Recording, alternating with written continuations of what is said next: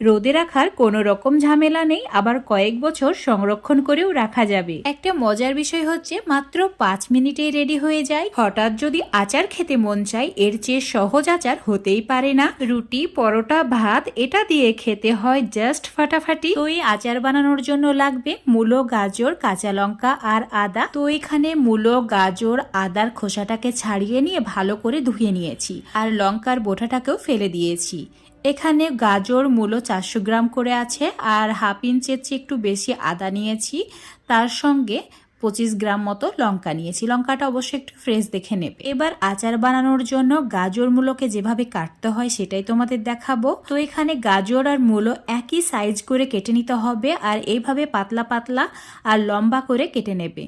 এটা কিন্তু গোল করে কাটা হয় না, ঠিক এইভাবে কাটলে আচারটা দেখতে অনেক বেশি লোভনীয় লাগে।